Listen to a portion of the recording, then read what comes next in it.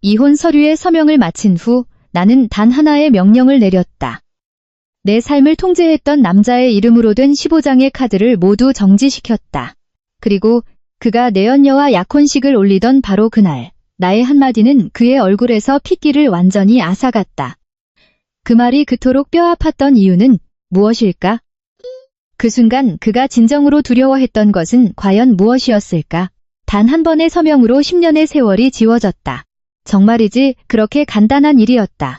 종이 위로 펜 끝이 스치는 경쾌한 소리와 함께 손을 한 번 빠르게 움직이는 것, 그걸로 끝이었다. 강도진의 아내 이지아는 이제 없다. 남은 것은 오직 이지안뿐이다.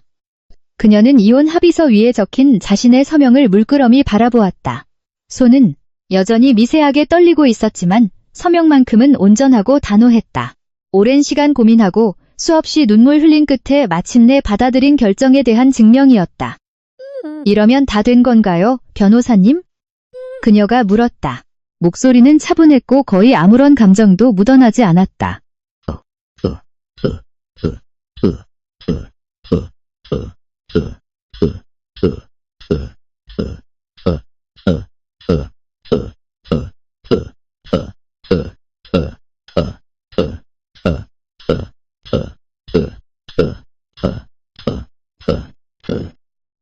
이것으로 끝입니다. 모든 절차가 마무리되었습니다.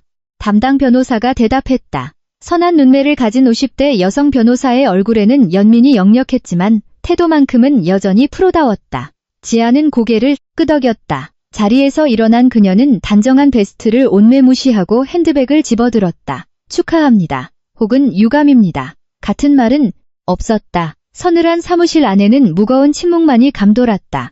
가정법원 건물을 나서자 익숙한 서울의 늦은 오후 열기가 그녀를 맞이했다. 하지만 후련함을 느끼기는커녕 오히려 더 깊은 한기가 스며드는 듯했다. 자신의 차에 올라타 문을 닫은 뒤 그 좁은 공간 안에서 그녀는 비로소 깊은 숨을 내쉬었다. 문득 한 가지 기억이 머릿속을 스치고 지나갔다. 수년 전 결혼식 날, 도진은 환하게 웃고 있었다. 그의 두 눈은 평생을 약속하는 말들을 속삭이고 있었다. 세상이 다 우릴 등져도 우린 함께일 거야, 지아나. 왈츠를 추며 그가 귓가에 속삭였다. 절대 널 떠나지 않을게. 지아는 두 눈을 감았다. 쓰디쓴 미소가 그녀의 입가에 번졌다. 산산조각 난 약속들, 허공으로 흩어진 단어들. 하지만 지금은 슬퍼할 때가 아니었다. 우는 시간은 이미 끝났다. 그녀는 가방에서 스마트폰을 꺼냈다. 망설임 없이 은행 VIP 고객센터 번호를 눌렀다. 상담원이 전화를 받기를 기다리며 그녀는 시계를 확인했다. 오후 3시 15분. 그녀는 도진이 지금 어디에 있는지 정확히 알고 있었다. 청담동의 최고급 미슐랭 레스토랑에서 한유라와 함께 있을 것이다. 성대한 약혼식 계약을 마무리하며 그들만의 자유를 자축하고 있겠지. 안녕하십니까? 대한은행 VIP 라운지입니다. 상담원 김민지입니다. 무엇을 도와드릴까요? 지아는 다시 한번 깊은 숨을 내쉬고 목소리를 가다듬었다. 안녕하세요. 이지안입니다. 제 본인 명의 계좌에 연결된 모든 가족 카드를 분실 신고 및 정지하고 싶습니다.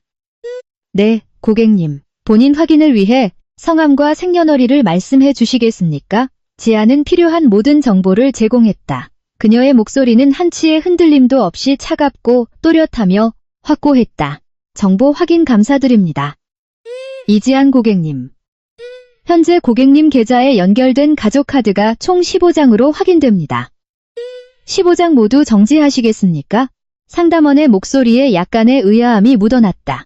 네, 15장 전부요. 지안이 대답했다. 전부 정지해주세요. 지금 즉시요. 같은 시각, 도시 반대편. 평범한 직장인의 몇 달치 월급이 한 끼 식사값으로 나가는 고급 레스토랑. 강도진은 호탕하게 웃고 있었다. 천사가 조각한 듯한 아름다운 외모를 가진 여자, 한유라의 어깨에 그의 팔이 둘러져 있었다. 그럼 이렇게 결정된 겁니다.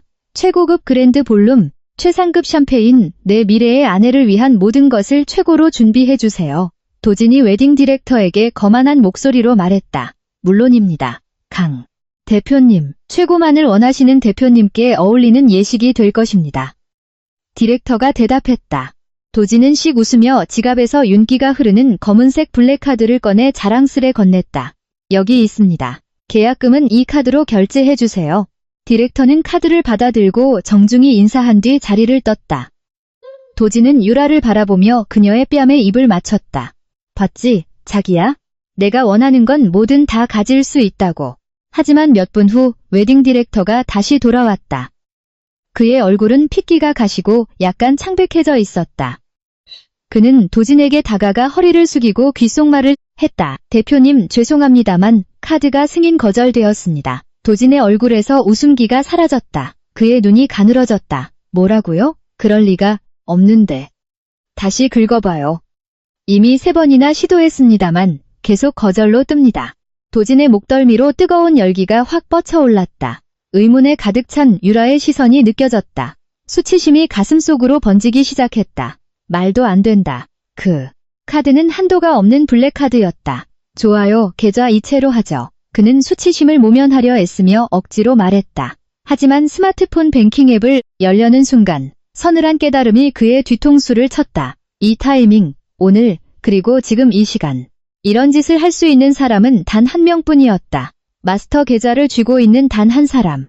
혼란은 순식간에 분노로 바뀌었다. 불타오르는 그 분노에는 이름이 있었다. 마음속으로 수백 번은 저주하고 싶은 그 이름. 이지안, 대체 뭐야? 연락이 안 된다는 게 무슨 소리야? 도진의 고함이 최고급 수입차 내부를 쩌렁쩌렁 울렸다. 아까부터 지안에게 전화를 걸고 있었지만 곧바로 음성 사서함으로 넘어갈 뿐이었다. 통화 연결음이 끊어질 때마다 가슴속에서 끓어오르는 분노는 더욱 거세졌다. 조수석에 앉은 한유라는 말없이 침묵을 지키고 있었다. 하지만 그녀의 눈빛은 예리하게 빛났다. 그들의 완벽했던 오후가 이런 어처구니 없는 일로 망가진 것을 그녀는 도저히 용납할 수 없었다. 진정해, 도진 씨. 그냥 은행 시스템 오류일 수도 있잖아. 유라가 상황을 진정시키려 애쓰며 말했지만 그녀의 목소리에도 짜증이 묻어났다. 은행 오류? 말도 안 되는 소리. 도진이 으르렁거리며 운전대를 내리쳤다. 그 여자가 한 짓이야. 이지한 짓이라고. 날 망신 주려는 거야. 그는 유라가 얼굴을 찌푸리는 것을 보았다. 뭐, 성공했네. 아까 진짜 창피했어, 도진 씨. 디렉터가 우릴 무슨 돈도 없는 사람 취급하듯 쳐다봤다고. 유라의 말에 도진의 속은 더욱 뒤집혔다. 단순히 자존심이 상한 것을 넘어 자신이 결혼하고자 하는 여자 앞에서 체면이 구겨진 것이다. 내가 다 알아서 할게. 알았지? 그 여자가 내게서 앗아간 모든 걸 되찾아올 거야. 대가를 치르게 해주겠어. 도진이 이를 갈며 말했다. 반드시 후회하게 만들 거야. 유라는 더 이상 대답하지 않았다. 그저 창밖으로 지나가는 강남의 화려한 불빛들로 시선을 돌렸다. 하지만 그녀의 머릿속에는 이미 작은 의심의 싹이 트고 있었다. 유라를 그녀의 펜트하우스에 데려다 준 뒤 도진은 차를 험하게 몰아 평창동의 본가로 향했다. 어머니와 이야기를 나눠야만 했다. 지금 자신이 느끼는 이 분노를 이해해줄 사람은 어머니뿐이었다. 넓은 거실에 들어서자 최명희 여사가 자신이 가장 아끼는 높은 등받이 의자에 여왕처럼 앉아 책을 읽고 있었다. 도진이 들어서는 기척에 그녀는 책을 내려놓고 날카로운 눈초리로 아들을 응시했다. 오늘 하루가 꽤 험난했나 보구나, 아들. 최 여사가 말했다. 목소리는 차분했지만 강철 같은 단호함이 배어 있었다. 어머니, 지안이 그 여자가 도진이 거의 소리치듯 말했다. 절 망신 줬어요. 유라랑 식당 직원들 앞에서 카드를 몽땅 정지시켰다고요? 노마님의 표정은 전혀 변하지 않았다. 그녀는 천천히 자리에서 일어나 홈바발로 다가가 크리스털 잔 2개의 코냑을 따랐다. 그리고 잔 하나를 도진에게 건넸다. 앉아라, 도진아. 그리고 목소리 낮춰. 우리 집안은 이런 일로 소란을 피우지 않는다. 도진은 순순히 자리에 앉았지만 코냑에는 입도 대지 않았다. 어머니, 상황 파악이 안 되세요? 그 여자가 선전포고를 한 거라고요? 내가 모를 줄 아느냐? 최 여사가 그의 맞은편에 앉으며 대답했다. 오늘 오후에 은행에서 전화가 왔더구나. 가족카드가 갑자기 다 정지되었는데 무슨 일이냐고 묻더군. 당연히 그 아이 짓이라는 걸 알았지. 그럼 어떡할까요? 이대로 당하고만 있을 순 없잖아요. 최 여사의 입가에 서늘한 미소가 번졌다. 아들아, 이건 돈 문제가 아니야. 돈이야 우리한테 차고 넘치지 않니? 문제는 수치심이야. 이 집안에 은혜도 모르는 기집애가 감히 우리를 상대로 겁없이 덤벼들었다는 것. 그 애를 걷어주고 이름표를 달아준 우리 가문의 말이다. 도지는 입을 다물었다. 어머니가 돈보다 훨씬 더 깊은 곳을 찌르고 있다는 것을 알았다. 최 여사에게 강씨 집안의 이름은 신성한 것이었다. 그리고 그녀의 눈에 이지 않은 그 이름을 더럽히려 드는 한낱 천박한 배신자에 불과했다. 정 변호사에게 연락해라. 최 여사가 지시했다. 캠페인을 시작하라고 전해. 그 기집애의 이름이 시궁창에 처박히는 걸 봐야겠다. 언론에 찌라시를 뿌려. 그 애가 예전부터 다른 남자와 놀아났고 네가 그걸 들켜서 이혼당하는 척하는 거라고. 지금 이렇게 나오는 것도 다 위자료를 더 뜯어내려는 수작이라고 기사를 내. 도진이 망설이는 눈빛으로 어머니를 쳐다보았다. 어머니, 그건 너무 지저분한 방법 아닐까요? 최 여사가 형형하게 빛나는 눈으로 그를 쏘아보았다. 지저분해? 그 애가 오늘 우리에게 안겨준 수치보다 더 지저분할까? 전쟁에는 깨끗한 싸움이란 없는 법이다, 도진아. 이기든가 아니면 죽든가 둘 중 하나야. 그리고 우리 강씨 집안은 절대 지지 않는다. 같은 시각 마포구의 작고 조용한 빌라. 침대 옆 무드 등 하나만 켜둔 채 지아는 바닥에 주저앉아 있었다. 쉴 새 없이 화면이 켜지며 진동을 올려대는 스마트폰을 내려다보고 있었다. 화면에는 강도진의 이름이 끊임없이 떠올랐다. 그녀는 전화를 받지 않았다. 대신 그녀는 침대 밑에서 낡은 서류 상자를 꺼냈다. 그 안에는 온갖 서류와 바인더가 가득했다. 은행 거래 내역서, 영수증, 부동산 등기부 등본, 부모님이 물려주신 상속재산 관련 서류들. 강도진이 누렸던 부의 대부분이 실제로는 어디서 흘러나왔는지 증명해줄 서류들이었다. 그녀는 서류들을 바닥에 하나하나 펼쳤다. 종이 한 장 한 장이 그녀의 과거의 파편이자 자신의 어리석음의 증거였으며 철저히 농락당한 사랑의 흔적이었다. 하지만 이제 이것들은 단순한 종이 쪼가리가 아니었다. 이것들은 그녀의 탄환이었다. 그때 갑자기 전화벨이 다시 울렸다. 이번에는 발신자 표시 제한이 아닌 낯선 번호였다. 무언가에 홀린 듯 그녀는 전화를 받았다. 여보세요? 이지안 씨 되십니까? 수화기 너머로 빠르고 사무적인 여성의 목소리가 들려왔다. 네, 맞는데요. 누구시죠? 저는 서울데일리 연예부 김수진 기자입니다. 한간에 떠도는 소문에 대해 지안 씨의 입장을 듣고자 연락드렸습니다. 지안 씨가 불륜을 저지르다 남편분인 강도진 대표에게 발각되었고 현재 그를 압박해 재산을 뜯어내려는 일명 꽃뱀이라는 의혹이 돌고 있는데 사실입니까?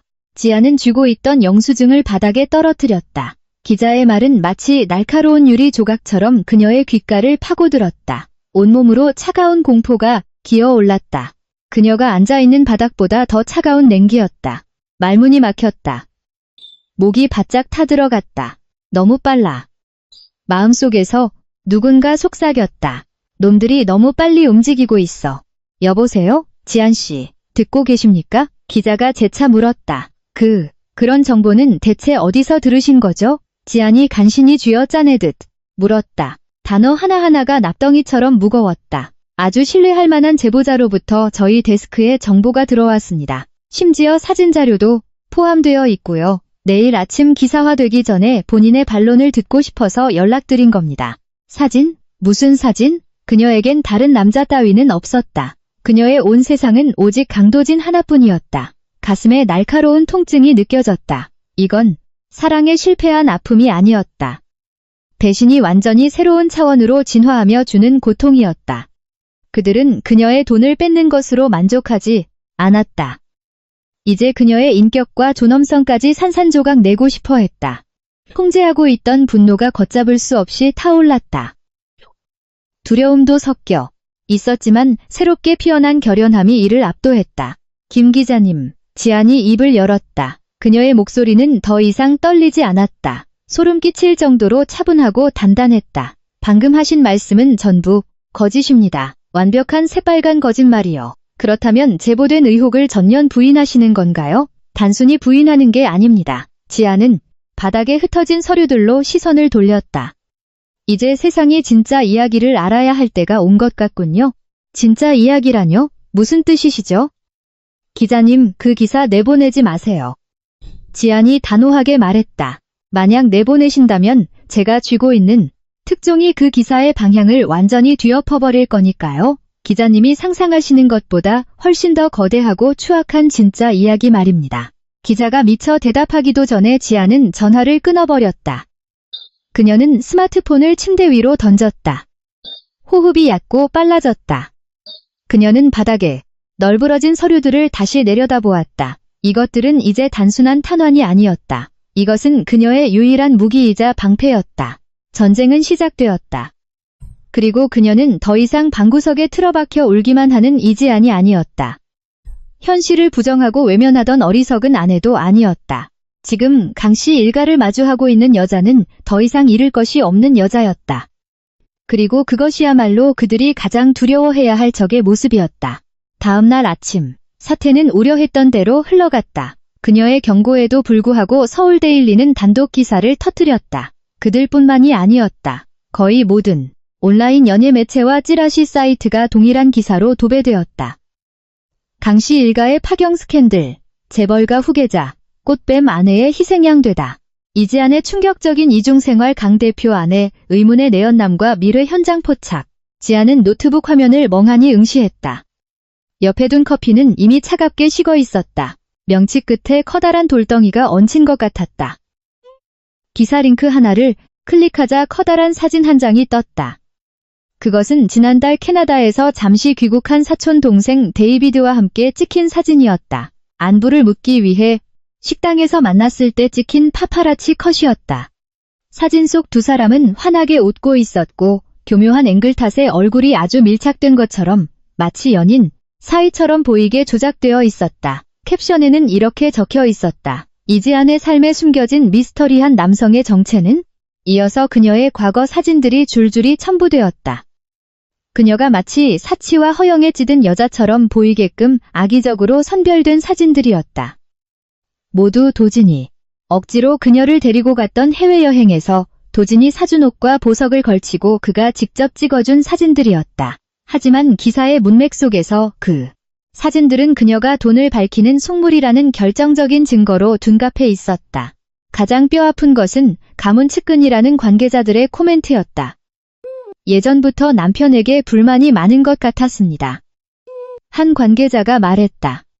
강 대표가 원하는 걸 다 해줬는데도 늘 돈 타령이었죠? 또 다른 지인은 이렇게 말했다. 강도진 대표는 정말 좋은 남편이었습니다. 그의 유일한 죄라면 아내를 너무 사랑한 나머지 그녀의 치부를 눈감아준 것뿐입니다. 단어 하나하나가 날카로운 비수가 되어 그녀의 심장을 깊숙이 찔렀다. 그들은 모든 것을 뒤집어 씌웠다. 그녀가 지난 10년간 견뎌온 인내와 이해, 그리고 사랑은 철저히 지워진 채 혐오스러운 캐리커처로 전락해버렸다. 그녀는 악녀가 되었다. 모든 것이 그녀의 탓이 되었다. 갑자기 전화벨이 울렸다. 절친한 친구 수진이었다. 지안아, 너 기사 봤어? 세상에, 이거 완전 미친 거 아니야? 너 어떡할 거야? 수진이 다급하게 물었다. 대답하려는 지안의 목소리가 갈라졌다. 모르겠어, 수진아. 도대체 어떻게 사람들이 이럴 수 있는지 모르겠어. 사람들, 말 절대 안 믿어. 지안아, 내가 널 아는데, 우리가 내 진짜 모습을 아는데. 수진이 달래듯 말했다. 하지만 너 진짜 조심해야 해, 강씨. 집안 엄청난 권력가잖아. 어쩌면 그냥 당분간 조용히 숨어있는 게 나을지도 몰라. 잠잠해질 때까지. 전화를 끊은 후 지안은 바닥에 주저앉아 무릎을 끌어안았다. 수진의 조언은 진심 어린 걱정에서 나온 것이었지만 그녀에겐 뺨을 맞는 것 같은 모멸감을 주었다. 조용히 숨어 있으라고? 그냥 넘어가라고? 지난 10년 동안 그녀가 해왔던 짓이 바로 그것이었다. 참고 이해하고 입을 다물었다. 그래서 그 결과가 어떻게 되었나? 전 세계가 지켜보는 앞에서 그녀의 존엄성이 처참히 짓밟히는 상황에 놓이지 않았는가. 눈물이 흘러내렸다. 분노와 상실감, 그리고 절망의 눈물이었다. 그녀의 시선이 침대 옆 협탁에 놓인 액자에 머물렀다. 환하게 웃고 있는 돌아가신 부모님의 사진이었다. 문득 아버지가 돌아가시기 전 남긴 마지막 유언이 떠올랐다. 지안아, 아버지가 그녀의 손을 꼭 잡으며 말씀하셨다. 살다 보면 많은 것을 잃을 수도 있단다. 돈, 재산, 그런 물질적인 것들 말이다. 하지만 누군가에게 절대 빼앗겨선 안 되는 단 한 가지가 있어. 그게 뭔데요, 아빠? 너의 명예란다. 명예는 그 어떤 부하도 바꿀 수 없는 거야. 그건 결코 도둑 맞아선 안 되는 유일한 유산이란다. 그 말씀이 심장을 관통하며 식어가던 그녀의 투지에 다시 불을 지폈다. 그녀는 거칠게 눈물을 닦아냈다. 고통으로 가득 찼던 두 눈에는 이제 단단한 결의가 서려 있었다. 그녀는 자리에서 일어났다. 움직임 하나하나에 새로운 무게와 목적이 실렸다. 이건 더 이상 돈 문제가 아니었다. 이것은 자신의 이름, 부모님의 이름, 그리고 명예가 걸린 싸움이었다. 그녀는 바닥에 흩어진 서류들로 다시 다가갔다. 하지만 이제 그녀는 그것들을 자신의 실패를 상징하는 잔해로 보지 않았다. 그것들은 맞춰지기를 기다리는 퍼즐 조각이었다. 오직 그녀만이 완성할 수 있는 퍼즐. 이지한 상속 재산이라는 라벨이 붙은 바인더를 집어들었다. 그 안에는 계좌 이체 내역서들이 빼곡했다. 지난 수년간 그녀의 신탁 자금에서 강도진의 개인 및 법인 계좌로 흘러들어간 수백억 원의 돈. 우리의 투자를 위한 거야, 여보. 우리 가족의 미래를 위해서. 도진은 항상 그렇게 변명했었다. 하지만 이제 그녀는 그 투자금이 어디로 증발했는지 알고 있었다. 최고급 수입차, 명품 시계, 마카오 원정 도박, 그리고 한유라의 사치품들. 그녀는 서류 더미를 계속 파헤쳤다. 자신이 대신 갚아준 도진의 개인 채무들을 기록해둔 작은 수첩을 찾아냈다. 처음에는 작은 금액이었지만 눈덩이처럼 불어났던 빚들. 그리고 각 기록의 끝에는 도진이 돈을 빌린 사람들의 이름이 적혀 있었다. 그중 무산된 대형 프로젝트와 관련된 막대한 금액의 이체 내역서에 적힌 이름 하나가 그녀의 시선을 사로잡았다. 회사 서류에서 몇 번 본 적이 있는 낯익은 이름. 대양홀딩스. 대체 이 회사는 뭐길래 이런 거액의 거래에 얽혀 있는 걸까? 직감적으로 이 이름이 중요한 열쇠라는 것을 깨달았다. 이것은 실가닥이었다. 이 실가닥을 잡아당기면 강도진이 짜놓은 거짓의 거미줄 전체가 무너져 내릴지도 몰랐다. 더 이상 돌아갈 길은 없었다. 이미 건널 수 없는 강을 건넸다. 강씨 일가가 먼저 전쟁을 선포했다. 이제 그녀가 반격할 차례였다. 며칠이 지나고 몇 주가 흘렀다. 지안의 아침은 항상 같은 의식으로 시작되었다. 진한 블랙커피를 내리고 작은 책상 위에 산더미처럼 쌓여가는 서류들과 씨름하는 것. 대양홀딩스라는 이름은 그녀에게 강박관념이 되었다. 인터넷에 등록된 회사 번호로 전화를 걸어보았지만 자동 응답기만 넘어갈 뿐이었다. 이메일을 보냈지만 답장 한 통 없었다. 법인 등기부 등본에 적힌 주소지로 직접 찾아갔지만 유리문에는 임대 문이라는 종이만 붙어있는 텅 빈 사무실뿐이었다. 마치 유령을 쫓는 기분이었다. 더 확실한 증거가 필요합니다. 지안 씨. 새로 선임한 박 변호사가 전화통화에서 한숨을 쉬며 말했다. 강도진 대표는 돈을 세탁하고 숨기는 데 아주 능숙합니다. 지금 가지고 계신 서류들은 지안 씨가 그에게 돈을 이체했다는 건 증명할 수 있죠. 네. 하지만 그 돈이 도박이나 내연녀에게 쓰였다는 것을 직접적으로 입증하진 못합니다. 법정에 가면 그쪽은 그냥 투자 실패라거나 곧 갚을 채무였다고 빠져나갈 겁니다. 빼도 박도 못할 확실한 물증이 필요해요. 변호사의 말은 한 줄기 희망마저 바늘로 찔러 터뜨리는 것 같았다. 그 사이에도 강씨 일가의 언론 플레이는 멈추지 않았다. 매일같이 새로운 가십거리가 쏟아졌다. 그녀의 내연남들을 봤다는 가짜 목격자들의 인터뷰, 그녀가 위자료를 노리고 쇼를 하는 것이라 분석하는 패널들. 그녀의 이름은 이미 스캔들의 대명사가 되어버렸다. 세상의 시선이 그녀의 작은 일상마저 질식시키고 있었다. 어느 늦은 오후, 동네 마트에서 장을 보던 그녀는 어머니의 오랜 친구이자 두 번째 어머니처럼 따랐던 오 여사를 마주쳤다. 오 이모, 지안이. 반갑게 인사했다. 하지만 오 여사의 얼굴에서 미소가 싹 가셨다. 그녀는 지안을 위아래로 훑어보더니 연민과 실망이 뒤섞인 눈빛을 보냈다. 지안아. 소식 들었다. 참 안 됐구나. 오 여사는 작게 속삭이듯 말하고는 마치 전염병 환자라도 피하듯 서둘러 카트를 밀고 다른 골목으로 사라졌다. 비스킷통을 손에 쥔 채 통로 한가운데 우두커니 남겨진 지안은 대중의 수치심보다 더 깊고 뼈아린 고립감을 느꼈다. 내 편이라고 믿었던 사람들조차 하나둘씩 그녀의 손을 놓고 있었다. 매일 밤 좁은 빌라로 돌아올 때마다 그 모든 무게가 그녀를 짓눌렀다. 방의 내벽이 점점 그녀를 조여오는 것 같았다. 침묵은 곧 그녀의 실패를 비웃는 거대한 소음으로 변했다. 하루는 종일 새로운 단서를 찾아 헤매다 빈손으로 돌아와 바닥에 쓰러지듯 주저앉았다.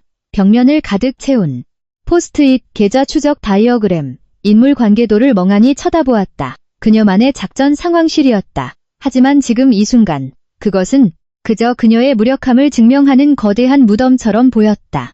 피곤했다. 육체적 피로를 넘어 감정적, 정신적으로 완전히 소진되어 버렸다. 도대체 뭘 위해 이러고 있는 걸까? 그녀는 생각했다. 수진이 말이 맞을지도 몰라. 그냥 다 포기하는 게 나을지도. 개들이 던져주는 푼돈이라도 챙겨서 아무도 모르는 곳으로 떠나 다시 시작하는 게 비록 내 이름은 시궁창에 처박혔더라도. 포기라는 유혹에 흔들리던 중 무심코 창밖을 내다보았다. 3층 빌라 창문 너머로 좁은 골목길이 내려다 보였다. 가로등 불빛 아래 이 동네와는 어울리지 않는 검고 육중한 최고급 세단 한 대가 주차되어 있었다. 3일 밤 연속으로 같은 자리에 세워져 있는 차였다. 짙게 선팅된 창문은 누군가를 기다리거나 감시하는 듯한 기운을 내뿜고 있었다. 등골이 오싹해졌다. 도진이 보낸 건달들일까? 나를 감시하고 있는 건가? 그녀의 마지막 안식처조차 안전하지 않다는 사실에 새로운 종류의 공포가 밀려왔다. 서둘러 커튼을 치고 방에 불을 껐다. 커튼 틈새로 조심스럽게 밖을 엿보았다. 그 차는 여전히 그곳에 어둠 속의 불길한 그림자처럼 서 있었다.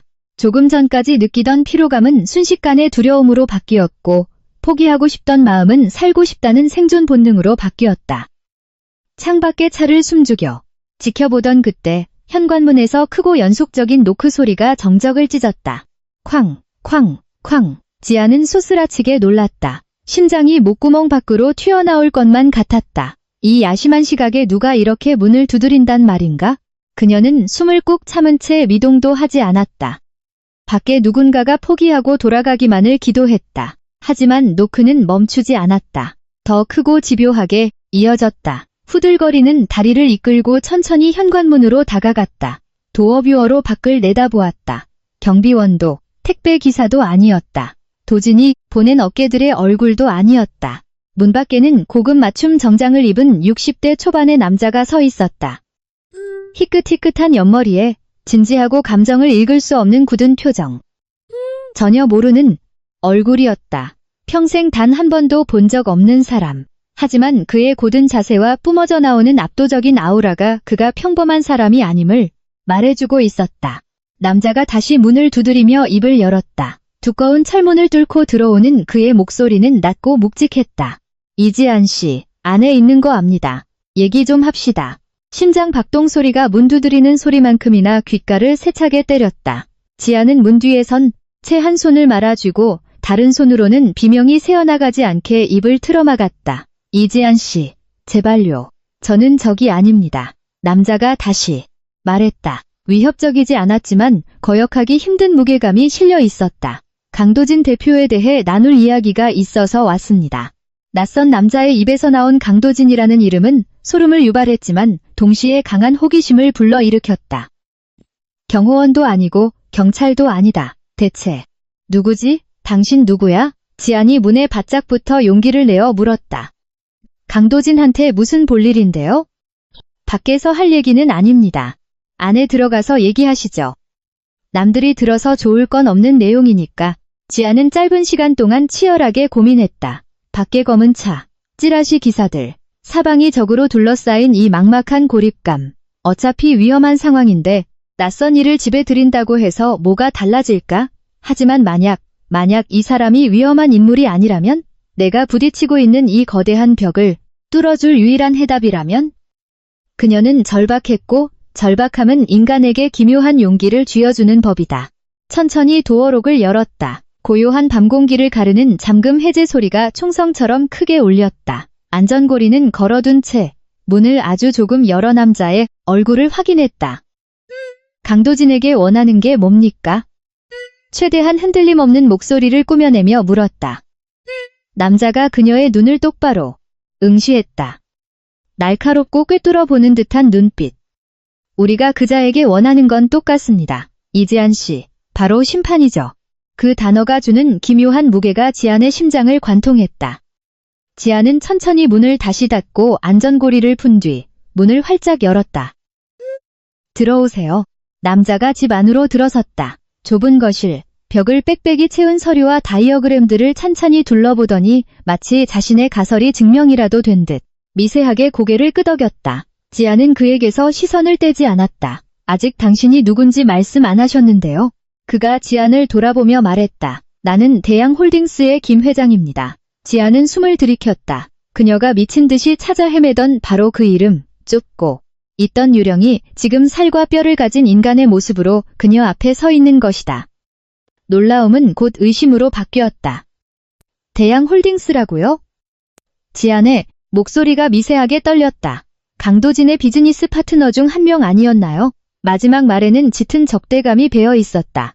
나는 강도진의 피해자 중 한 명입니다. 김 회장이 덤덤하지만 단호하게 정정했다. 당신처럼요. 당신 말을 어떻게 믿죠? 지안이 한 걸음 뒤로 물러서며 쏘아붙였다. 강도진이나 그 시어머니가 보낸 끈아풀일 수도 있잖아요. 나를 함정에 빠뜨리려는 속셈 아닌가요? 김 회장은 그녀의 도발에 흔들리지 않았다. 대신 양복 안주머니에서 서류 봉투 하나를 꺼내 들었다. 그는 지안의 작은 책상으로 다가가 그 위에 봉투를 올려놓았다. 열어보시죠. 반신반의하며 다가간 지안은 봉투를 열었다. 안에는 은행 거래 내역서가 들어있었다. 하지만 평범한 내역서가 아니었다. 스위스 취리히에 있는 은행의 명세서, 계좌주는 강도진 케잉도지엔예, 그리고 페이지 맨 끝에 적힌 잔액에는 그녀가 눈을 의심할 만큼 엄청난 영의 행렬이 이어져 있었다. 강도진이 빼돌린 돈을 숨겨둔 비밀 계좌 중 하나입니다. 김 회장이 설명했다. 당신에게서 훔친 돈, 그리고 내게서 사기친 돈이 들어있죠. 지안은 털썩 주저앉았다. 이거였다. 박 변호사가 입이 닳도록 말하던 빼도 박도 못할 확실한 스모킹건. 혼자 힘으로는 절대 구할 수 없는 증거. 어떻게? 그녀의 입에서 간신히 한 단어가 흘러나왔다. 오랫동안 놈의 뒤를 밟아왔습니다. 김 회장이 대답했다. 그의 굳은 얼굴에 처음으로 감정이 스쳤다. 깊고 오래된 분노였다. 2년 전 부동산 개발 프로젝트에서 날 철저히 기만했소. 내 투자금을 가로채고는 먼지처럼 사라져버렸지. 프로젝트가 엎어졌다며 뻔뻔하게 거짓말을 늘어놓고 수백억이 날아갔습니다. 하지만 그놈이 뺏어간 건 내 돈만이 아니요. 내 평생의 신용과 믿음을 짓밟았지. 김 회장이 지안을 내려다보았다. 그의 눈빛에서 지안은 자신의 고통이 투영된 것을 보았다. 나는 모든 걸 알고 있어. 놈이 당신 부모님의 유산을 어떻게 빼돌렸는지, 마카오 도박판에서 얼마를 탕진했는지, 그리고 그 집안 사람들이 당신을 시공창에 쳐넣기 위해 무슨 짓을 벌이고 있는지도. 그런데 왜 지금 제게 온 거죠? 나는 그놈을 무너뜨릴 완벽한 무기를 만들고 있지만 내게 없는 단 하나의 자격을 당신이 가지고 있기 때문이요. 그게 뭐죠? 합법적인 권리. 놈의 경제적 착취를 직접적으로 당한 전처로서 당신이야말로 놈을 법의 심판대에 올릴 가장 강력한 당사자요. 나에겐 당신이 구할 수 없는 증거와 인맥, 정보가 있어. 각자 싸운다면 둘 다 실패할 거요. 하지만 우리가 손을 잡는다면 김 회장은 말을 끝맺지 않았다. 지안이 스스로 결론을 내리기를 기다렸다. 지안은 책상 위에 스위스 은행 명세서를 뚫어지게 쳐다보았다. 그리고 다시 김 회장을 올려다보았다. 절대 무너지지 않을 것 같던 거대한 벽에 작은 틈이 벌어지는 것을 느꼈다. 희망의 틈이었다. 이 길은 위험하고 눈앞에 이 남자를 온전히 믿을 수도 없었다. 하지만 그녀에게 다른 선택지가 남아있기나 한가? 그래서 어떻게 하실 계획이죠? 지안이 물었다. 그녀의 목소리에선 더 이상 망설임이 느껴지지 않았다. 전장에 뛰어들 준비를 마친 전사의 목소리였다. 김 회장의 입가에 옅은 미소가 번졌다. 기쁨의 미소가 아닌 처절한 결의가 담긴 미소였다. 다음 달 청담동에서 강도진의 성대한 약혼식이 열릴 거요. 놈이 자랑하고 싶어하는 정재계 VIP들이 총출동하는 자리지. 그가 지안의 두 눈을 똑바로 응시했다. 그곳이 바로 우리의 무대가 될 거요. 지안 씨의 집은 안전하지 않소. 그것이 김 회장이 남긴 첫 번째 경고였다. 그래서 이후 몇 주 동안 그들의 비밀 회동은 을지로에 허름하고 눈에 띄지 않는 오래된 사무실에서 이루어졌다. 김 회장의 가장 신이 많은 부하 직원의 명의로 된 곳이었다. 공간은 투박했다. 중앙에 놓인 커다란 테이블, 화이트보드, 그리고 성능 좋은 커피 머신이 전부였다. 하지만 지안에게 이곳은 작전 지휘소가 되었다. 처음으로 이 외로운 싸움에서 자신이 혼자가 아니라는 위안을 받았다. 지안은 자신이 모은 모든 자료를 테이블 위에 펼쳤다. 상속 자금이 빠져나간 이체 내역서, 그녀의 돈으로 강도진이 긁어댄 명품과 보석 영수증, 그리고 그녀가 대신 갚아준 채무 기록이 담긴 수첩까지. 반대편에는 김 회장이 자신이 준 패를 꺼내놓았다. 훨씬 더 치명적이고 결정적인 증거들이었다. 스위스 페이퍼, 컴퍼니의 차명 계좌 내역, 마카오를 수시로 드나들었던 출입국 기록, 그리고 무엇보다 압권인 것은 마카오 VIP 카지노에서 발급한 수백만 달러 규모의 바카라 탕진 기록이 담긴 재무상태표였다. 이것 좀 보시죠, 지안 씨. 어느 날 밤, 김 회장이 테이블 위에 두 개의 서류를 나란히 올려놓으며 말했다. 하나는 지안의 계좌에서 50억 원이 빠져나간 4월 12일자 이체 내역서였다. 송금 사유에는 한남동 최고급 빌라 투자금이라고 적혀 있었다. 그 바로 옆에는 카지노의 명세서가 놓여 있었다. 정확히 3일 후인 4월 15일 카지노 계좌로 한화 50억 원에 달하는 금액이 입금된 기록이었다. 지안은 멍하니 서류를 응시했다. 마음속으로는 이미 알고 있던 진실이었지만 막상 이렇게 두 눈으로 명백한 물증을 확인하니 피가 거꾸로 솟는 것 같았다. 부모님이 평생 피땀 흘려 모은 돈. 자신의 미래를 위해 남겨주신 마지막 유산이 고작 바카라 테이블의 칩으로 변해 허공에 뿌려진 것이다. 차가운 분노가 가슴을 옥죄었다. 이 모든 게 우리 엄마 아빠가 남겨준 내 전부였는데 그녀가 읊조렸다. 이게 다가 아닙니다. 김 회장이 다른 폴더를 추가하며 말했다. 놈에게 사기를 당한 다른 사업가들과도 접촉을 마쳤소. 피해자가 한둘이 아니더군. 다들 강씨 일가의 보복이 두려워 숨죽이고 있었지만 판이 뒤집힌다면 언제든 법정에 나서 증언할 준비가 되어 있는 사람들이요. 그들의 밤은 점들을 선으로 잇는 치밀한 과정의 연속이었다. 화이트보드 위에 촘촘한 타임라인이 그려졌다. 지안의 돈이 빠져나간 날짜는 강도진의 거액 채무 변제일이나 명품 구매일과 정확히 일치했다. 운이 나빠 사업에 실패한 벤처 사업가의 변명이 아니라 아내를 개인 현금 인출기로 취급한 악질 횡령범의 민낯이 완벽하게 맞춰지고 있었다. 약혼식 준비는 다 끝났소? 어느 날 호텔 연회장 도면을 들고 온 김 회장이 물었다. 참석자 명단도 확보했소. 대한민국을 쥐락펴락하는 재벌가, 유력 정치인, 로펌 대표들. 강도진과 한유라의 완벽한 결합을 축하하기 위해 모여들 거요. 그리고 그날 밤 그들은 강도진의 완벽한 파멸도 함께 목격하게 되겠죠. 지안이 대답했다. 그녀의 목소리에는 한치의 망설임도 없었다.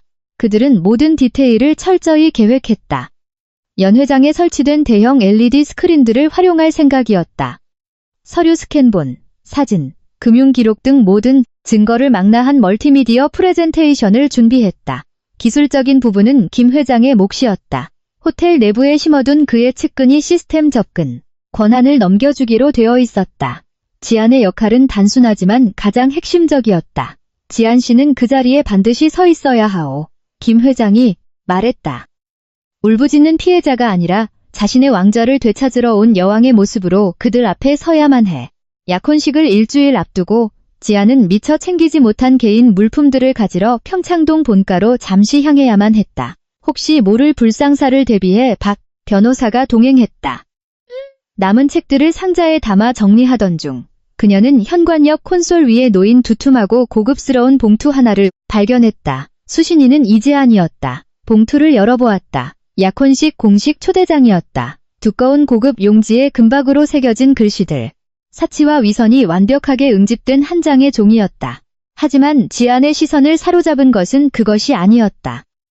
인쇄된 안내 문구 아래 우아한 만년필 필체로 쓰인 짧은 손 편지가 있었다. 누구의 글씨인지 단번에 알 수 있었다. 최명희 여사의 필체였다. 네가 무엇을 잃었는지 똑똑히 지켜보거라.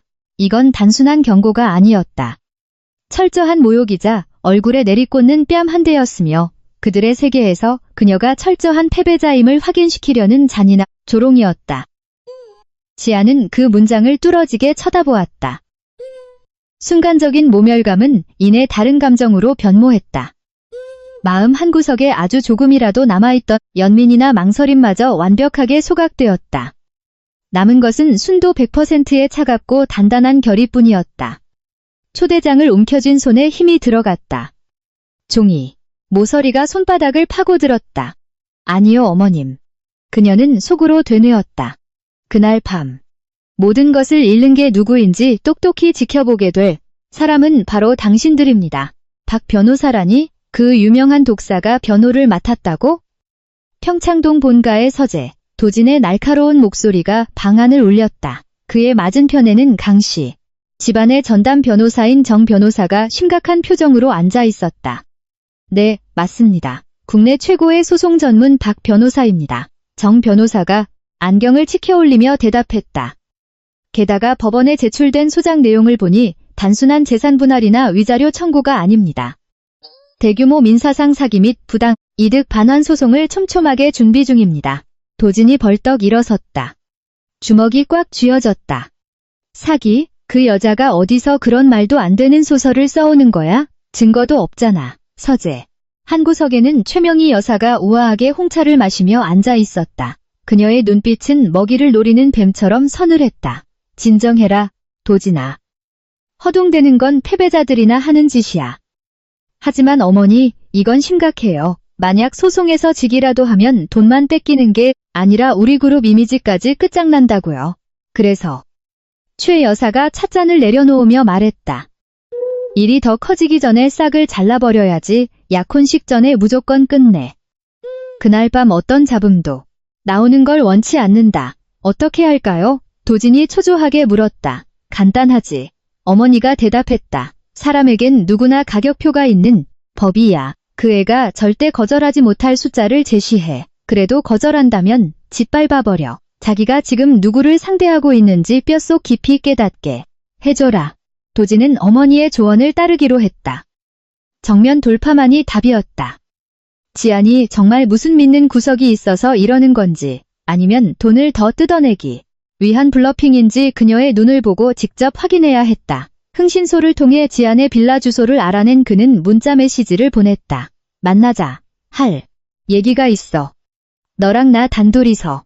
지안은 만남에 동의했지만 한 가지 조건을 걸었다. 인적이 드문 곳이 아닌 사람들이 많은 개방된 장소여야 한다는 것. 그들은 설해마을의 한적한 브런치 카페 구석자리에서 만나기로 했다. 도진이 카페에 들어섰을 때 지안은 이미 구석자리에 앉아 있었다. 수수한 차림이었다. 화려한 장신구도 진한 화장도 없었다.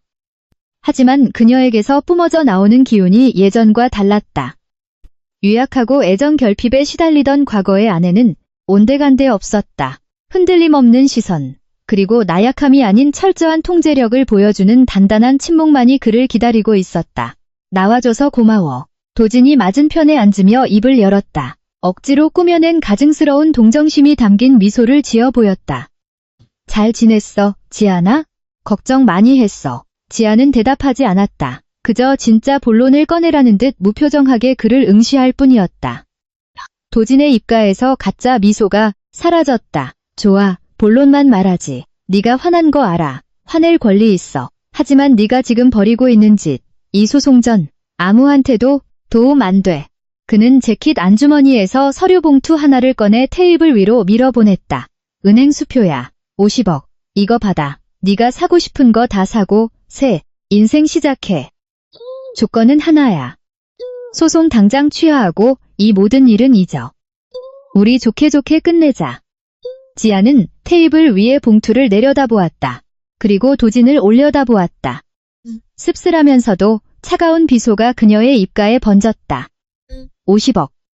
수백억을 갈취해놓고 이제 와서 던져주는 입막음용 껌값. 완벽한 모욕이었다. 내가 원하는 건 돈이 아니야, 도진아. 그녀가 차분한 목소리로 말했다. 그래? 도진이 코웃음을 쳤다. 세상 모든 사람들은 다 돈을 원해. 우리끼리 솔직해지자, 이지안. 이게 부족하다면 얼마를 원하는지 말해. 협상해 줄 테니까. 하지만 소송은 당장 멈춰. 내가 원하는 건 정의야. 심판이고. 지안의 목소리에 뼈가 실렸다.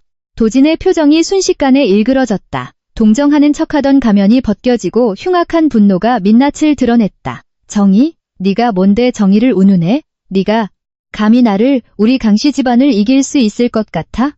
그가 의자에 비스듬히 기대앉으며 뱀처럼 섬뜩한 눈으로 그녀를 쏘아보았다. 잘 생각해, 지아나. 이 미친 짓을 계속하기 전에 나도 너에 대해 아는 게 많아. 세상에 알려지면 곤란할 내 비밀들 말이야. 너를 완전히 매장시켜버릴 수 있는 것들. 내가 언론에 말 한마디만 흘리면 지금 떠도는 꽃뱀 소문은 장난처럼 보일걸? 노골적인 협박. 직접적인 공격이었다. 하지만 지아는 눈도 깜짝하지 않았다. 그녀는 그가 자신에 대해 폭로할 만한 진짜 비밀 따위는 아무것도는 가지고 있지 않다는 것을 알았다. 그가 던질 수 있는 건 오직 가짜 뉴스뿐이었고 그녀는 더 이상 그 거짓말들이 두렵지 않았다. 그녀가 자리에서 일어났다. 할 말 다 끝났니? 그녀가 물었다. 도진은 그녀의 예상치 못한 반응에 당황했다. 그는 지안이 겁을 먹고 눈물을 흘리며 애원할 줄 알았다. 하지만 지안은 도진의 눈을 똑바로 응시했다. 그 시선은 서늘하고 예리했으며 도진이 지금까지 단 한 번도 보지 못했던 절대적인 무결함을 담고 있었다. 두려움이 완벽히 거세된 눈빛이었다. 내 약혼식에서 보자, 강도진. 그녀는 조용히 그러나 선명하게 한마디를 남기고 몸을 돌려 카페를 나섰다. 도진은 자리에 굳은 채 앉아 있었다. 믿을 수 없었다. 지안의 그 차가운 뒷모습과 흔들림 없는 태도는 그가 오랫동안 잊고 지냈던 감정을 불러일으켰다. 공포. 뼛속까지 시려오는 진짜 공포였다. 그는 다급하게 스마트폰을 꺼내 경호팀장에게 전화를 걸었다. 최 팀장. 화와 초조함으로 목소리가 떨렸다. 이번 주 토요일 약혼식. 무슨 일이 있어도 식장 근처에 얼씬도 못하게 막아야 할 사람이 하나 있어. 알겠어? 누구? 말씀이십니까, 대표님? 이지안. 그 여자가 무슨 짓을 하든 절대 연회장 안으로 들여보내선 안 돼. 약혼식 전날 밤, 지안은 작은 방의 거울 앞에 서 있었다. 옷장문에는 군더더기 없이 심플한 블랙드레스 한 벌이 걸려 있었다. 화려하진 않지만 압도적인 카리스마를 풍기는 옷, 내일 그녀가 입고 나갈 갑옷이었다. 하지만 거울 속에 비친 자신의 모습을 멍하니 바라보며 그녀는 자신이 전사처럼 느껴지지 않았다. 수면 부족과 과도한 스트레스로 눈가엔 짙은 그늘이 져있고 지쳐 보이는 한 여자가 서 있을 뿐이었다. 도진 앞에서 당당하게 맞섰던 용기는 온데간데 없고 뱃속을 무겁게 짓누르는 익숙한 긴장감이 다시 스멀스멀 피어올랐다. 내가 정말 할 수 있을까? 이 질문이 머릿속을 맴돌았다. 안전한 사무실에서 김 회장과 함께 치밀하게 작전을 짜는 것과 홀로 적진 한가운데로 걸어 들어가는 것은 완전히 다른 차원의 문제였다. 이제 불과 몇 시간 후면 모든 것이 결판난다. 막강한 권력과 엄청난 재력으로 진실마저 거짓으로 둔갑시키는 강씨 일가. 그 거대한 괴물에 맞서 싸우기에 자신은 너무도 작고 보잘것없는 존재가 아닐까? 그때 침대 위에서 스마트폰이 진동했다. 저장되지 않은 번호로 온 문자 메시지였다. 내일 쓸데없는 짓 할 생각 말고 오지 마.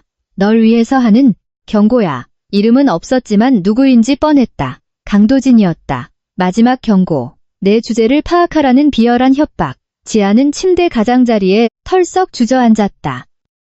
손에 쥔 스마트폰이 부서질 듯 힘이 들어갔다. 그동안 겪었던 모든 일들이 해일처럼 그녀를 덮쳐왔다.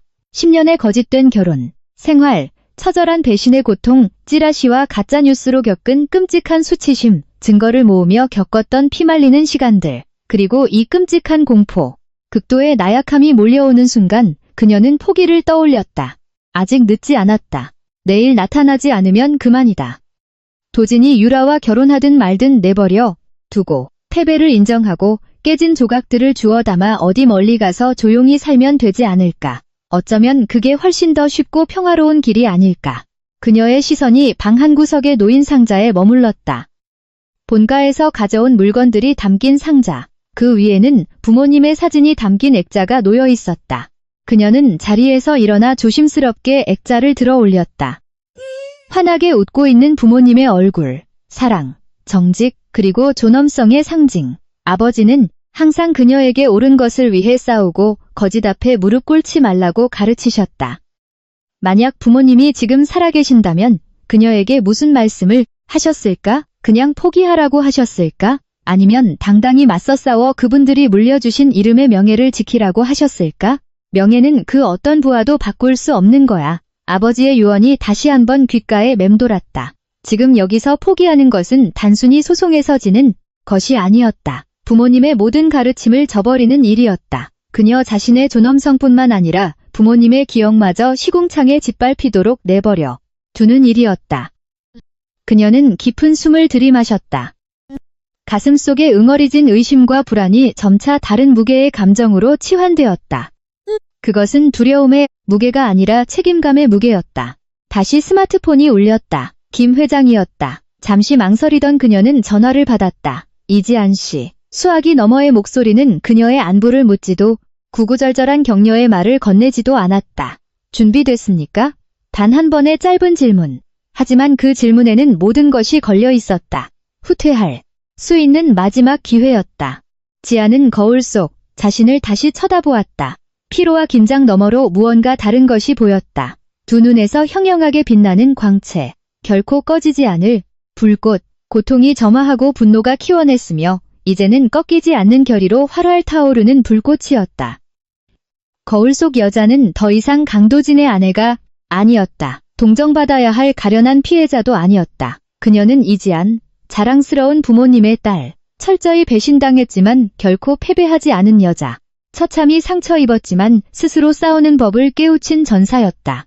전화기 너머로 무겁고 단단한 침묵이 흐른 뒤 그녀가 입을 열었다. 네, 회장님. 목소리는 차분하고 명료했으며 단 1g의 망설임도 섞여 있지 않았다. 준비 끝났습니다. 전화를 끊었다. 그리고 다시 블랙드레스를 바라보았다. 이것은 더 이상 갑옷이 아니었다. 그녀의 깃발이었다. 진실을 위해 싸우겠다는 선전포고의 깃발. 내일 그녀는 난동을 부리러 가는 것이 아니다. 모든 것을 완벽하게 끝내버리러 가는 것이다. 신라호텔 다이너스티홀 내부의 공기는 두 가지로 꽉 차 있었다. 값비싼 향수 냄새, 그리고 역겨운 위선, 최고급 드레스와 맞춤 정장으로 치장한 사람들이 홀을 가득 메우고 있었다. 얼굴에는 교양 있는 미소가 지어져 있었지만 눈빛은 서로를 평가하고 재단하기 바빴다. 샴페인이 넘쳐 흐르고 현악 사중주의 우아한 선율은 그들이 나누는 천박한 뒷담화와 탐욕스러운 비즈니스 대화를 부드럽게 가려주고 있었다. 이것이 강씨 일가의 세계였다. 권력과 사치가 빚어낸 완벽한 환상. 호텔 밖 평범한 모범 택시 한 대가 멈춰섰다. 지안이 내렸다. 번쩍이는 마이바흐와 롤스로이스들 사이에서 그녀의 소박한 등장은 이질적이었다. 그녀는 장식 하나 없는 심플한 블랙 드레스를 입고 있었다. 반짝이는 보석도 없었다. 손에 든 것은 작은 클러치백 하나, 그리고 오랫동안 벼려온 복수의 무게뿐이었다. 심호흡을 하며 쿵쾅거리는 심장을 진정시켰다. 시작이다. 그녀는 로비 입구를 향해 걸어갔다. 대리석 바닥 위로 구두 굽소리가 경쾌하게 울렸다. 입구 데스크에서 환하게 웃는 두 명의 리셉셔니스트가 그녀를 맞이했다. 안녕하십니까? 강도진 대표님과 한유라님의 약혼식에 오신 것을 환영합니다. 성함이 어떻게 되시는지요? 이지안입니다. 흔들림 없는 차분한 대답. 리셉셔니스트들의 얼굴에서 미소가 싹 굳어버렸다. 둘은 서로를 쳐다보더니 당황하며 명단을 살폈다. 잠시만 기다려주시겠습니까? 그들이 어찌할 바를 모르는 사이 무전기 이어피스를 낀 건장한 덩치의 사내가 재빨리 다가왔다. 도진의 경호팀장인 최 팀장이었다. 이지안 씨. 그가 앞을 가로막으며 말했다. 사무적이지만 억압적인 목소리였다. 죄송하지만 강 대표님의 엄격한 지시가 있었습니다. 초청자. 명단에 없으시니 돌아가 주십시오. 그는 몸으로 길을 막았지만 무력을 행사하지는 않았다. 그의 눈빛에도 묘한 당혹감이 서려 있었다. 지아는 분노하거나 당황하는 기색 없이 그저 그를 응시했다. 예상했던 일이었다. 이 모든 것이 계획의 일부였다. 이해합니다. 그녀가 차분하게 대답했다. 가볍게 고개를 끄덕이고는 돌아서서 로비 바깥쪽으로 걸음을 옮겼다. 최 팀장은 안도의 한숨을 내쉬었다. 귀찮은 불청객을 처리했다고 생각한 것이다. 그것이 그의 치명적인 실수였다. 호텔 밖으로 나가는 대신 지아는 경호원들의 시야를 벗어나자마자 한적한 복도로 방향을 틀었다. 마치 호텔 구조를 손바닥 보듯 꿰뚫고 있는 사람처럼 거침없이 걸었다. 복도 끝에는 관계자 외 출입 금지 팻말이 붙은 직원용 통로가 있었다. 스마트폰을 꺼내 김 회장에게 딱 한 단어를 보냈다. 포지션.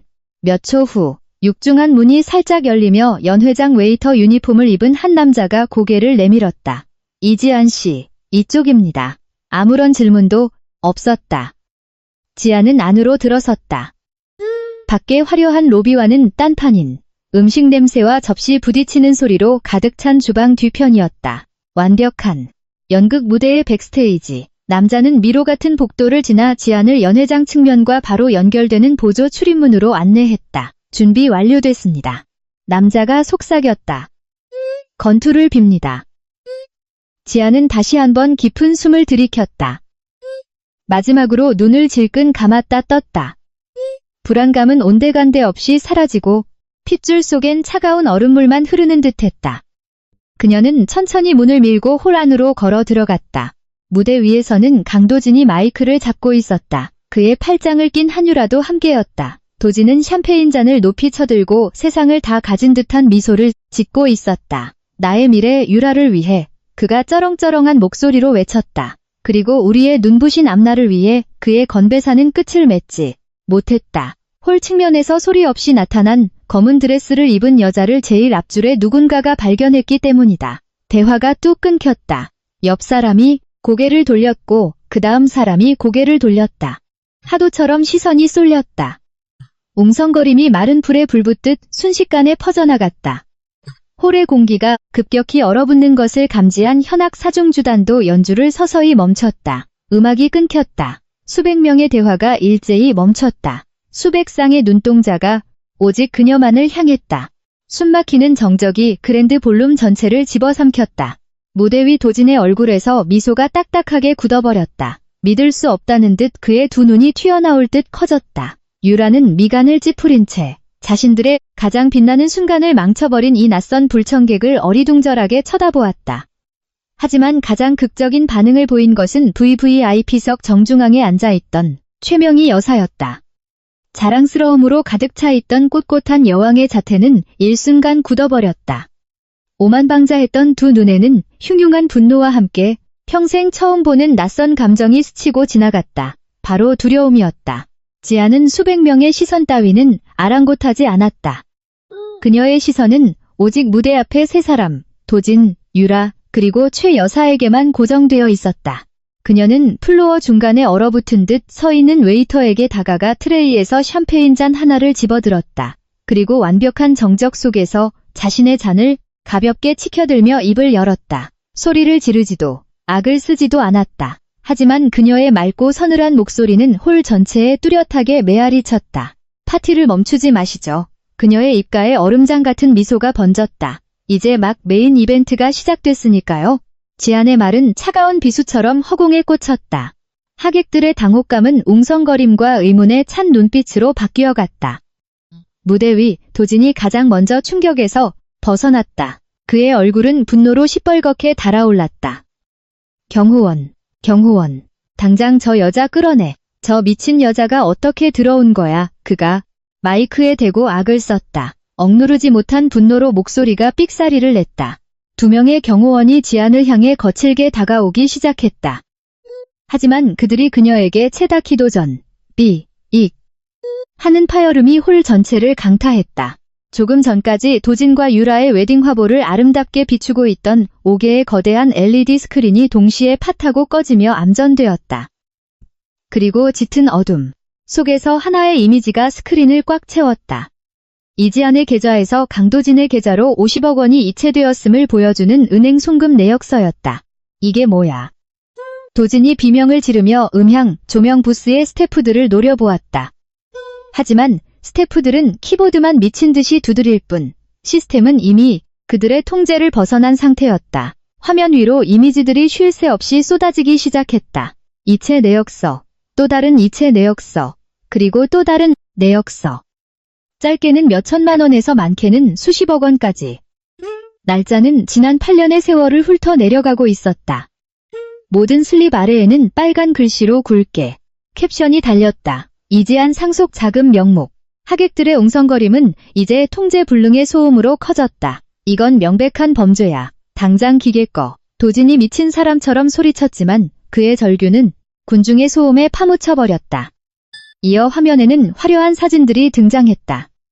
도진의 새 페라리, 도진의 파텍 필립 시계, 도진과 유라의 퍼스트 클래스, 유럽 여행 티켓. 모든 사진 바로 옆에는 정확히 결제 며칠 전 지안의 계좌에서 거액이 빠져나간 내역서가 나란히 비교되어 띄워졌다. 무대 위에서 도진의 팔을 꼭 붙잡고 있던 유라는 슬며시 그의 팔을 놓았다. 그녀는 스크린을 보았다가 도진의 일그러진 얼굴을 보기를 반복했다. 그녀의 얼굴에 서렸던 당혹감은 걷잡을 수 없는 의심과 수치심으로 변해갔다. 프레젠테이션의 하이라이트는 그야말로 파괴적이었다. 마카오 VIP 카지노에서 발급한 재무상태표가 스크린을 덮었다. 강도진이 바카라로 탕진한 수백만 달러의 빚이 적나라하게 기록되어 있었다. 그리고 그 옆에는 스위스 차명 계좌의 내역서가 등장했다. 지안의 상속 재산이 이체된 날짜와 정확히 일치하는 날짜에 돈이 입금된 빼도 박도 못할 완벽한 자금 세탁의 증거였다. 헉! 하는 거친 숨소리가 홀 곳곳에서 터져나왔다. 대한민국의 돈과 비즈니스 생태계를 누구보다 잘 아는 하객들, VIP들은 자신들이 지금 무엇을 목격하고 있는지 단번에 알아챘다. 이것은 치정 얽힌 부부싸움이 아니었다. 명백한 횡령이자 악질적인 사기 극이었다. 거짓말이야. 다 조작된 거라고. 저 미친 여자가 돈 뜯어내려고 지어낸 거야. 도진이 마이크를 붙잡고 처절하게 부르짖었다. 이건 조작이 아닙니다. 강도진 대표. 군중 속에서 울려 퍼진 묵직한 목소리. 앞줄 하객들 사이로 중후한 노신사가 걸어나왔다. 대양홀딩스의 김 회장이었다. 여기 계신 분들 중 날 아는 사람도 꽤 있을 거요. 김 회장이 위험 있는 목소리로 말했다. 그리고 나 역시 저 단상 위에 서 있는 사기꾼의 피해자 중 한 명입니다. 김 회장의 손짓과 함께 볼룸의 메인 스피커에서 거친 녹음 파일 하나가 재생되었다. 도진의 목소리였다. 거만하고 역겨운 확신에 찬 목소리가 홀을 가득 채웠다. 그 늙은이 김 회장 말이야. 꼬드기기 아주 쉬워. 투자금만 빼먹고 스위스 페이퍼 컴퍼니로 돌리면 끝이야. 쥐도 새도 모를걸? 그것이 관에 밝히는 마지막 못이었다. 홀은 순식간에 아수라장이 되었다. 새파랗게 질려 사시나무처럼 떨던 유라는 경멸이 가득한 눈으로 도진을 쳐다보았다. 도진씨, 이거 다 사실이야? 하지만 도진은 그녀의 말에 대답조차 하지 못했다. 그의 두 눈은 오직 순도 높은 증오를 담은 채 지안만을 향해 있었다. 대혼란 속 마치 돌덩이처럼 굳어있던 최명희 여사가 돌연자리에서 박차고 일어났다. 우아함은 사라지고 이성을 잃은 노파의 흉측한 분노만이 남았다. 감히 어디서 이 천박하고 배은망덕한 것. 그녀가 지안을 향해 악을 썼다. 하지만 그녀가 두 걸음을 떼기도 전 그녀의 세계는 영원히 무너져 내렸다. 정장을 입은 두 명의 검사와 FSS 금융감독원 소속의 수사관들이 무리지어 최 여사의 테이블로 다가왔다. 강도진 씨, 최명희 씨. 수사관이 차가운 목소리로 말했다. 검찰청 특별수사부에 나왔습니다. 특정 경제범죄 가중처벌 등에 관한 법률 위반, 횡령, 배임 및 자금 세탁 혐의로 두 분을 긴급 체포합니다. 폭탄이 터진 것 같았다. 하객들의 스마트폰 카메라 플래시가 미친 듯이 터지기 시작했다. 완벽했던 상류층의 연애는 순식간에 대한민국 전체를 뒤흔들 거대한 범죄 스캔들의 현장으로 전락했다. 최 여사는 가슴을 움켜쥐고 의자 위로 털썩 무너져 내렸다. 숨조차 제대로 쉬지 못하는 듯했다. 평생을 바쳐 지켜온 제국, 목숨보다 귀하게 여겼던 가문의 이름이 그녀의 두 눈앞에서 잿더미로 변해버렸다. 단 몇 분 만의 일이었다. 도간에 든 쥐가 된 도진은 발악하며 달려들었다. 수사관들을 향해서가 아니라 지안을 향해서였다. 내년이 내 인생을 다 망쳤어. 널 죽여버리겠. 하지만 그녀 근처에 닿기도 전에 경호원들과 수사관들에게 무참히 제압되어 바닥에 짓눌렸다. 이 모든 아비규환, 비명과 고함, 쉴 새 없이 터지는 카메라 플래시와 군중의 아우성 속에서 지안은 오뚝하게 서 있었다. 고요하고 평온하게. 승리의 조소도 환희의 눈물도 없었다. 오직 거대한 족쇄가 풀려나간 듯한 깊은 해방감만이 존재할 뿐이었다. 마지막으로 그녀의 시선이 바닥에 짓눌린 도진과 얽혔다. 도진의 눈동자 속에는 모든 것이 들어있었다. 분노, 후회, 그리고 살려달라는 처절한 애원. 하지만 지안의 마음엔 아무런 동요도 읽지 않았다. 분노도 연민도 없었다. 완전히 텅 비워졌다. 그녀는 천천히 몸을 돌렸다. 그녀가 걸친 블랙드레스가 마치 승전보를 올린 장군의 망토처럼 펄럭였다. 등 뒤로 강씨 제국이 처참하게 무너져 내리는 소리를 들으며 그녀는 당당히 걸음을 내디뎠다. 한 걸음 내디딜 때마다 고통에서 멀어졌고 과거에서 벗어났으며 마침내 온전한 자신의 거짓된 찬란한 미래를 향해 나아갔다. 쇼는 끝났다. 거짓된 파티는 막을 내렸다. 연회장 문을 나선 지안은 단 한 번도 뒤를 돌아보지 않았다. 그녀는 비상구 쪽에 조용히 대기하고 있던 김 회장의 차에 올라탔고 조용하고 안전하게 자신의 집으로 돌아왔다. 그 다음 며칠 동안 바깥 세상은 걷잡을 수 없는 광풍에 휩싸였지만 그녀의 내면은 완벽한 정적 그 자체였다. 미디어는 이를 강씨 일가 게이트라 명명하며 연일 대서특필했다. 수백 대의 스마트폰으로 촬영된 약혼식 난입 영상은 인터넷을 점령했다. 모든 뉴스 채널, 조간신문, 유튜브와 블로그가 대한민국 최고의 권력을 자랑하던 재벌가의 몰락과 추악한 횡령의 전말을 보도하기 위해 앞다투어 경쟁했다. 한유라는 사건 직후 곧바로 파혼을 선언했다는 소식이 들려왔다. 유라의 집안 역시 공식 성명을 통해 우리도 강도진의 사기 행각에 완벽하게 속은 피해자라며 선을 그었다. 대양홀딩스를 비롯한 투자자들은 앞다투어 자금을 회수했고 그룹의 주가는 상장 이래 최저치로 곤두박질치며 휴지 조각이 되었다. 강도진과 최명희 여사는 사기, 횡령, 조세포탈, 자금 세탁 등 수십 가지 혐의로 구속 수사를 받게 되었다. 그들의 모든 계좌는 동결되었고 국내외 부동산과 은닉재산에 대한 대대적인 압수수색이 진행되었다. 수십 년간 쌓아올린 철옹성 같던 제국이 단 일주일 만에 가루가 되어 흩어졌다. 하지만 지안에게 이 모든 소식은 그저 아득히 먼 곳에서 들려오는 희미한 백색 소음에 불과했다. 뉴스를 찾아보지도 기사를 읽지도 않았다. 이제 그들의 몰락은 그녀의 삶과 아무런 상관이 없었다. 어느 늦은 오후 짐을 정리하던 중 박 변호사에게서 전화가 왔다. 지안 씨, 정말 기쁜 소식입니다. 박 변호사의 목소리가 들떠 있었다. 강도진 측 변호단에서 합의안을 제시해 왔습니다. 지안 씨가 청구한 모든 재산, 분할과 손해배상액을 100% 인정하겠답니다. 상속 자금 원금 전액의 그동안의 이자, 그리고 막대한 위자료까지 한 번에 지급하겠다는 조건입니다. 대신 지안 씨가 별도의 형사고소를 추가로 진행하지 않는다는 조건으로요. 마침내 승리했다. 그토록 처절하게 싸워 쟁취한 정의, 빼앗겼던 모든 돈이 이자까지 붙어 돌아오게 된 것이다. 알겠습니다. 지안이 무덤덤하게 대답했다. 네, 그게 다이신가요?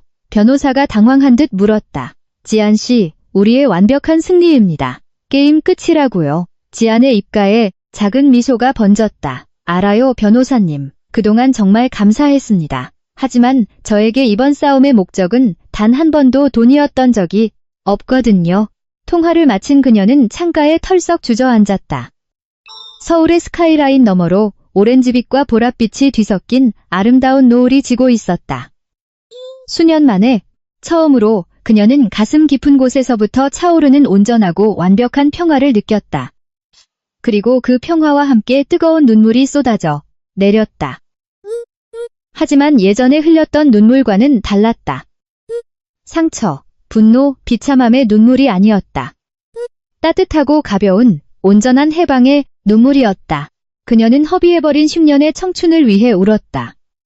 한때 참으로 사랑이 많았고 사람을 잘 믿었으며 소박한 꿈으로 반짝이던 과거의 자신 위해 울었다. 모든 배신과 상처를 씻어내듯 쏟아지는 눈물 속에서 그녀는 가슴을 짓누르던 거대한 짐덩어리가 마침내 녹아내리는 것을 느꼈다. 상처가 아물고 새살이 돋고 있었다. 다음 날 아침, 그녀는 가벼운 발걸음으로 공원을 산책했다. 뛰노는 아이들, 손을 잡고 걷는 노부부, 나무 그늘 아래서 조용히 책을 읽는 사람들을 지켜보았다. 세상은 여전히 돌아가고 있었고 처음으로 그녀는 자신이 멀리서 관망하는 이방인이 아니라 이 따뜻한 세상의 일부라는 사실을 깨달았다. 벤치에 앉아 스마트폰을 열었다. 김 회장에게서 문자가 와 있었다. 마침내 정의를 이뤘군요. 이지안 씨, 이제 다음 계획은 뭡니까? 지안은 그 질문을 물끄러미 바라보았다. 다음 계획이라니? 한때 캄캄하고 두렵기만 했던 미래가 이제는 무한한 가능성으로 빛나는 새하얀 도화지처럼 느껴졌다. 정해진 계획도 강요된 방향도 없었다. 두려움 대신 가슴 벅찬 설렘이 차올랐다.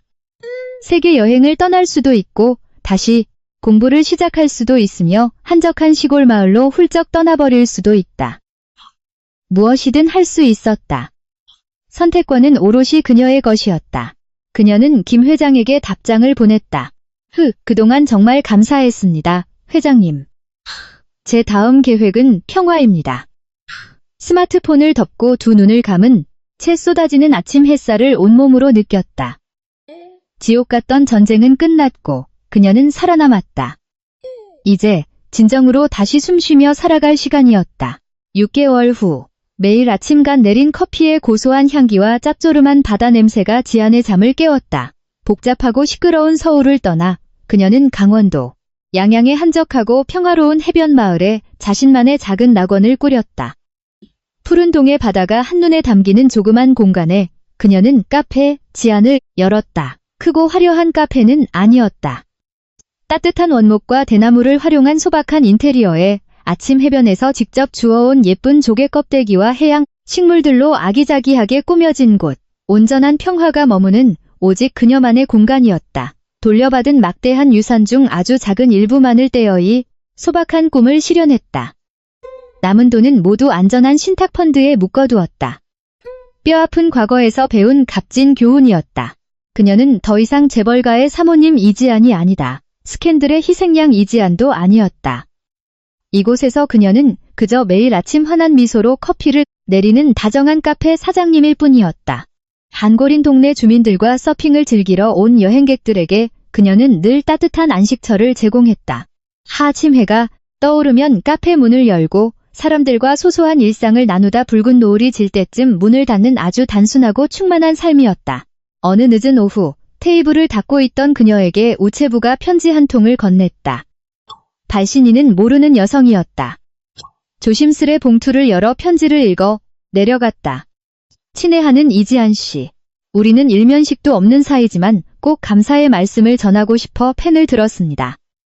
저는 오랜 시간 가정, 폭력과 학대 속에 갇혀 살았습니다. 사람들의 시선이 두렵고 당장 먹고 살 길이 막막해 도망칠 엄두조차 내지 못했죠. 하지만 우연히 신문에서 지안 씨의 이야기를 읽게 되었습니다. 당신이 보여준 그 강인한 용기는 제게 기적 같은 힘을 주었습니다. 저는 마침내 그 지옥에서 탈출했고 지금은 아이들과 함께 자유롭고 행복하게 새 삶을 시작했습니다. 제 삶의 빛이 되어주셔서 정말 감사합니다. 지안의 눈가에 뜨거운 것이 고였다. 그녀는 편지를 곱게 접어 카운터 아래 작은 나무 상자에 소중히 보관했다. 그 상자 안에는 이와 비슷한 사연을 담은 편지들이 수북이 쌓여 있었다. 수치심과 고통으로 시작되었던 그녀의 투쟁이 이름 모를 누군가에게는 새로운 삶을 살게 해주는 희망의 씨앗이 된 것이다. 남을 구원함으로써 그녀 스스로의 상처 역시 더욱 완벽하게 치유되고 있음을 느꼈다. 사장님, 오늘 아메리카노 한 잔 더 추가요. 문이 열리며 쾌활한 목소리가 들렸다. 지안이 환하게 웃으며 고개를 들었다. 서준이었다. 서준은 이 카페의 지정석이나 다름없는 구석 자리를 차지하고 매일 글을 쓰는 청년 작가였다. 깊고 맑은 눈동자에 입가엔 늘 기분 좋은 미소를 머금고 있는 청년. 두 사람은 서로의 과거에 대해 캐묻지 않았다. 그저 새로 나온 책 이야기, 오늘 파도의 높이, 그리고 막연하지만 아름다운 꿈들에 대해 이야기했다. 어떤 강요나 기대도 없는 담백하고 편안한 관계였다. 지안이 김이 모락모락 나는 머그잔을 건네며 말했다. 오늘도 글쓰기에 푹 빠지셨네요. 대체 무슨 이야기를 그렇게 열심히 쓰시는 거예요? 서준이 잔을 받아들며 그녀의 눈을 깊이 응시했다. 거친 파도 앞에서도 절대 꺾이지 않고 굳세게 버텨낸 아주 용감하고 아름다운 여자에 대한 이야기를 쓰고 있어요. 지안의 뺨이 옅은 장밋빛으로 물들었다. 아주 오랫동안 잊고 지냈던 심장이 간질거리는 낯설고도 포근한 감정이었다. 그녀는 수줍게 미소만 지어 보인 채 다시 카운터로 돌아갔다. 해가 뉘엿뉘엿 지고 영업을 마친 후 지안은 가게 앞 모래사장에 놓인 대나무 의자에 앉아 바다를 바라보았다. 하늘은 주황, 핑크, 황금빛이 뒤섞인 한 폭의 찬란한 수채화로 변해 있었다. 깊게 숨을 들이쉬어 짭조름하고 시원한 바다 내음을 폐부 깊숙이 채워 넣었다. 그녀는 강도진을 용서했다. 그 인간이 용서받을 자격이 있어서가 아니었다. 끔찍한 분노와 증오의 굴레에서 자신을 완벽하게 해방시키기 위한 유일한 방법이었기 때문이다.